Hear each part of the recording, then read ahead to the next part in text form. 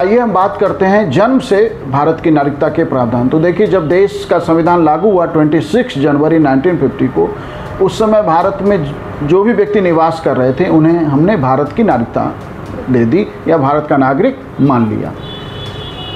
1 जुलाई 1987 तक यही स्थिति रही। 1 जुलाई मतलब 26 जनवरी 1950 से 1 जुलाई 1987 तक भारत में जन्म लेने वाले प्रत्येक बच्चे को भारत की नागरिकता दे दी गई, भारत का नागरिक मान लिया गया। लेकिन 1 जुलाई 1987 को जो 86 में अमेंडमेंट हुआ था, वह अमेंडमेंट 1 जुलाई 1987 को लागू हुआ और उससे हमने नागरिकता के प्रावधान में बदलाव कर दिया और पहली बार ये प्रावधान किया गया कि अब भारत की नागरिकता के लिए माँ और पिता में से कोई एक भारत का नागरिक होगा, तभी भारत की नागरिकता दी जा सकती है। फिर ये प्रावधान को फिर दोबारा बदला गया 3 दिसंबर 2004 को।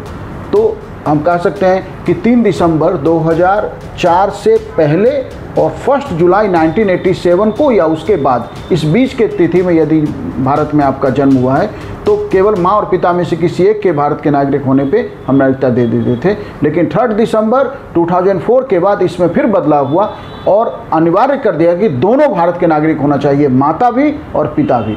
साथ ही यदि दो में से कोई एक भारत का नागरिक नहीं है तो दूसरा इलीगल इमिग्रेंट नहीं होना चाहिए। मतलब भारत में रहने का, यदि मान लीजिए भारत का कोई मेल है और किसी विदेश से कोई महिला आई और उसने किसी भारतीय मेल के साथ रहना शुरू किया लिव इन में या मैरिज के आधार पे, और एक बच्चे का बर्थ हुआ, यदि उस महिला के पास भारत में निवास करने का जो है वैलिड डॉक्यूमेंट है, मतलब भारत में वैध तरीके से निवास कर रही है, तो नागरिकता जो है उसे उस बच्चे को दी जा सकती है।